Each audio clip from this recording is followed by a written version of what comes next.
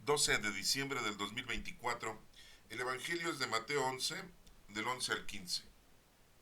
En aquel tiempo dijo Jesús al gentío: en verdad les digo que no ha nacido de mujer uno más grande que Juan el Bautista. Aunque el más pequeño en el reino de los cielos es más grande que él. Desde los días de Juan el Bautista hasta ahora, el reino de los cielos sufre violencia y los violentos lo arrebatan. Los profetas y la ley han profetizado hasta que vino Juan. Él es Elías, el que tenía que venir, con tal que quieran admitirlo. El que tenga oídos, que oiga. Esta es palabra de Dios. Honor y gloria a ti, Señor Jesús. Bueno, pues el Evangelio del día de hoy nos está informando algo que mucha gente se quedó con las ganas de saber. ¿Dónde había quedado Elías? ¿Se acuerdan de esa historia que está en el Antiguo Testamento? En donde Elías, el profeta Elías, fue arrebatado vivo por una carreta jalada con caballos y se lo llevaron. Y pues no se sabe dónde quedó. Simple y llanamente sabían que se lo había llevado Dios en vida. Nunca encontraron su cuerpo, no supieron si había muerto o no. Por lógica sabemos que murió, porque pues todo el que nace muere, pero no se supo dónde habría muerto Elías. El profeta, y había dejado Elías a otro compañero, Eliseo, para que continuara con la labor salvífica del pueblo de Israel. Elías solamente vino a preparar a Eliseo, Elías solamente vino a preparar el camino de la salvación. Elías lo que vino fue a cumplir una de las personalidades que cumplieron al pie de la letra la palabra de Dios, que está escrita en el Antiguo Testamento y que muchos, miles, no lo cumplieron, de judíos. Principalmente podría yo decir y hablar del Sanedrín, de los líderes religiosos, de los guías espirituales, de los judíos en aquel entonces. Pues Elías es una de las personalidades que tenemos que cumplió con la ley mosaica, con la ley del Antiguo Testamento. Y viene y prepara el camino de salvación para el pueblo de Israel y prepara a Eliseo, y Eliseo lleva a cabo el ministerio de la profecía de la salvación del pueblo y les indica qué es lo que tienen que hacer. Lo pueden ustedes leer, lo pueden ustedes investigar, ahí lo tenemos en el Antiguo Testamento, para que lo tengan ustedes también en conocimiento. Y bueno, como les acabo de mencionar, Elías fue arrebatado en una carreta de fuego, dice así la escritura, jalada por caballos, y se lo llevaron, y se desapareció. Y decían, así como se lo llevaron, pues va a regresar Elías algún día, ¿no? Bueno, no sabían qué había pasado, simple y llanamente vieron eso y pues, no entendían. Y bueno, aquí la situación es de que hoy en día, ya saben que somos expertos en inventar historias, en inventar teorías, en inventar hipótesis. Y muchos dicen, Elías se lo llevó los extraterrestres. Vinieron los ovnis y se lo llevaron. Pero muy claramente en la Sagrada Escritura nos dice que es una carreta de fuego jalada por caballos. Y nunca hemos visto un ovni, ¿sí? en forma de carreta jalada por caballos y de fuego.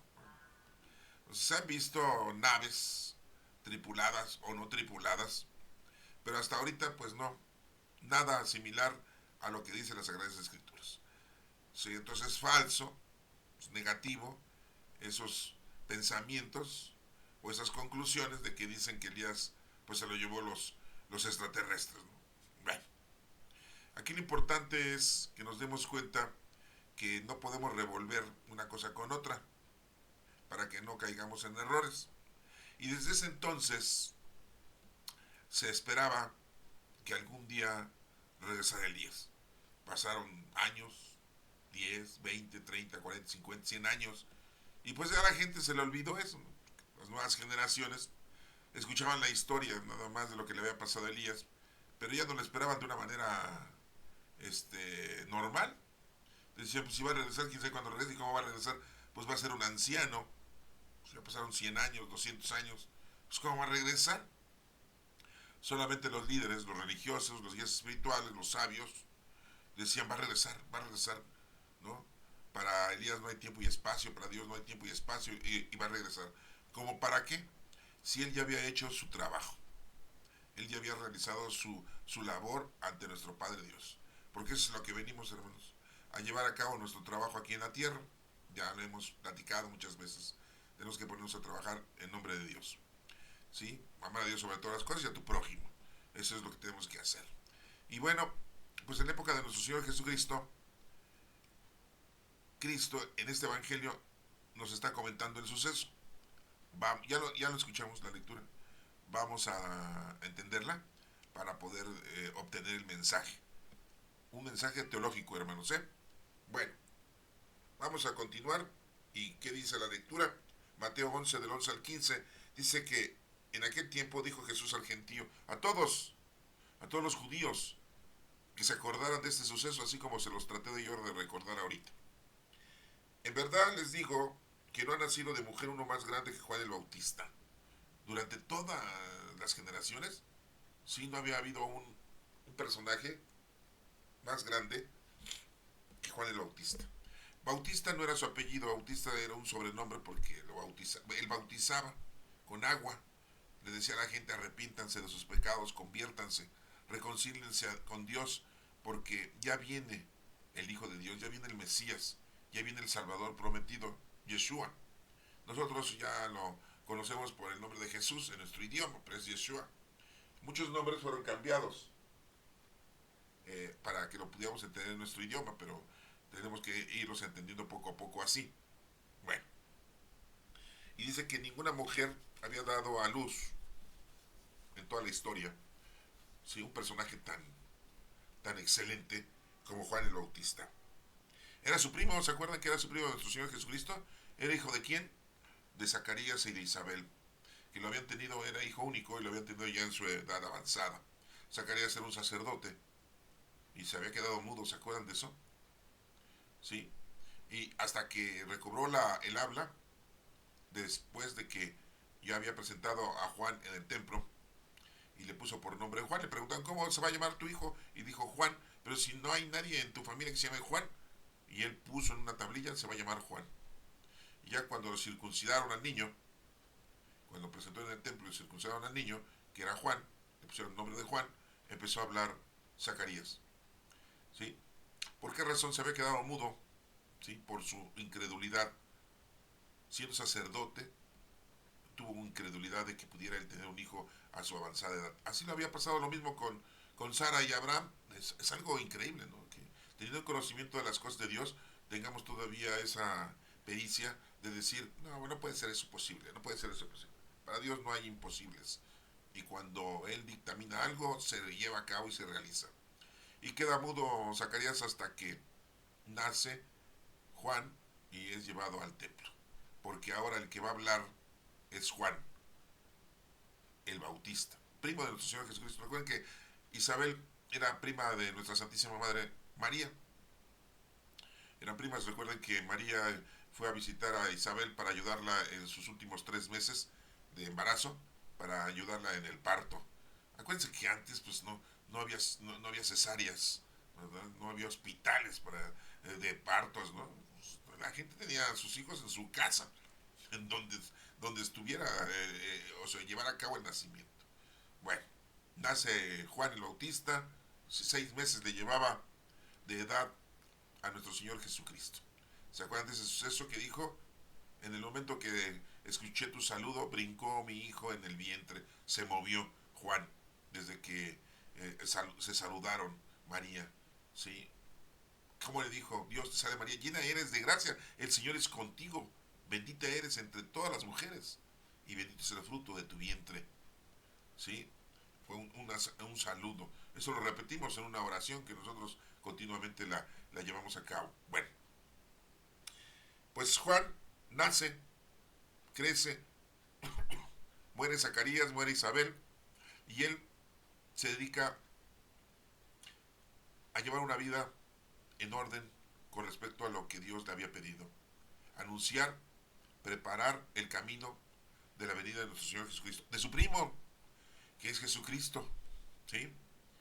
Y bueno, pues así fue como Juan llevó a cabo su ministerio, ¿sí? Proclamando la venida de nuestro Señor Jesucristo, proclamando el arrepentimiento de todo aquel que estaba mal y llevaba una vida equívoca y errónea. Les decía, arrepiéntanse de sus pecados, conviértanse, reconcíliense y dejen la vida que están llevando equivocada. Mundana, terrenal y material, porque muchas veces es lo que más nos dedicamos, ¿no? A ese tipo de actividades. Bueno, y así dice Jesucristo, que Juan el Bautista era excelente, era el más grande de todos. No había habido alguien nacido de mujer más grande que Juan el Bautista. Recuerden que Juan es el primer santo que nosotros le tenemos en orden, por decirlo así, y es el último de los profetas que se menciona, porque ahí empieza el Nuevo Testamento. ¿Sí? Bueno. ¿Y qué sigue diciendo aquí en la lectura? Aunque el más pequeño en el reino de los cielos es más grande que él. ¿Sí? El más pequeño, pero en el reino de los cielos. Plural, cielos, el reino de los cielos. El reino de Dios tiene muchos cielos. Un cielo nos corresponde a nosotros. No estamos hablando del cielo de nubes, de firmamento, sí, el cielo azul que vemos, ¿no?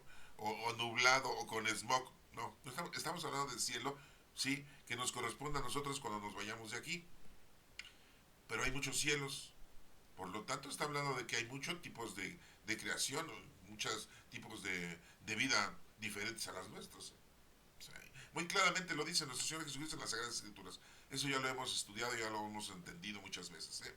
Ya lo hemos escudriñado. Por eso dice el reino de los cielos, porque hay muchos cielos. ¿Sí? Uno de esos cielos nos corresponde a nosotros. Bueno, el reino de Dios. ¿Sí? Después nos menciona aquí, desde los días de Juan el Bautista hasta ahora, el reino de los cielos sufre violencia y los violentos lo arrebatan. Porque la vida del ser humano está corrompida. Entonces aquí en este planeta, en este mundo, Jesucristo viene y nos salva de la equivocación, de los errores, ¿sí? Y como se dice, dio la vida por nosotros. Porque estábamos en ausencia de Dios, no habíamos hecho las cosas correctamente. Principalmente nuestros hermanos mayores, los judíos, no se habían comportado correctamente. Durante toda su historia vemos que han tenido siempre muchos problemas. Dejan de creer en Dios, se alejan de la palabra de Dios, violan la ley de Dios, y que el Señor siempre los está ayudando, siempre les ha tenido misericordia, siempre los trata de reunir otra vez al redil, y ellos se van dispersando. Y desgraciadamente, pues, parece mentira, pero a pesar de que han tenido a Dios tan cerca, ellos se alejan más. Y hoy en día, afortunadamente y gracias, porque ya todos podemos alcanzar la salvación, no solamente los judíos, que se decía que era su pueblo elegido, nuestros hermanos mayores. Y llega nuestro Señor Jesucristo y reparte, comparte y extiende la salvación a todo el género humano. Viene para todos, no nada más para el pueblo judío. Lo dice una parábola, acuérdense, de que fueron invitados y no quisieron ir. Y el dueño del banquete le dice, al y sal a todas las plazas, a todas las calles, ¿sí? A todos los lugares, a todos los terrenos, e invita a todos al banquete celestial, que es la salvación. Hoy en día, gracias a nuestro Señor Jesucristo, le podemos decir a nuestro Dios creador, le podemos decir Padre. Es un formato, ¿eh? ¿Sí? Para que podamos entender que es quien nos protege, quien nos ayuda, quien nos da todo. Bueno, y dice, desde los días de Juan el Bautista hasta ahora, el reino de los cielos sufre violencia y los violentos la arrebatan. Los profetas y la ley han profetizado hasta que vino Juan. Por eso les digo que es el último profeta. Hasta que vino Juan. Y Juan fue el primero, sí, que le cortan la cabeza y lo matan, el primer santo.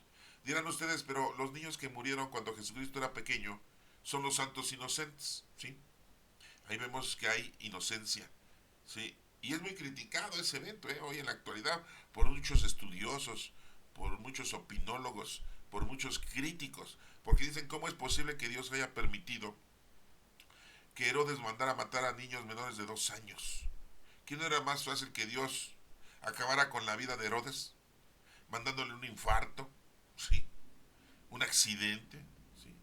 Que se tropezara, que se pegara en la cabeza y se muriera antes de que diera la orden? Sí, es muy criticado el evento, ¿no? ¿Cómo es posible que Dios haya permitido eso? Y ha dejado que mataran a tantos niños, ¿sí? Y bueno, pues nosotros, acuérdense que nuestro Padre Dios no se mueve nada sin la voluntad de nuestro Padre Dios. Tenemos conocimiento del hecho de que estos niños dieron la vida por nuestro Señor Jesucristo para que Él pudiera huir a Egipto, ¿sí?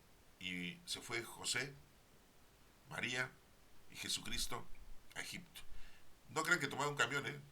No sabemos cómo se fueron, si en burro, en caballo, en camello, en dromedario, no sabemos. Pero desde Belén hasta Egipto, o sea, había caravanas, pero no creo que hayan tomado una caravana, ¿verdad? Se fueron solos. Iban sido guiados por un ángel de Dios, eso sí lo sabemos. Se dice que el ángel que los iba guiando era el ángel Uriel, el arcángel Uriel. Bueno, y lo iban protegiendo, ¿no? Aquí el evento es el por qué el Señor había permitido que Herodes mandara matar a los niños.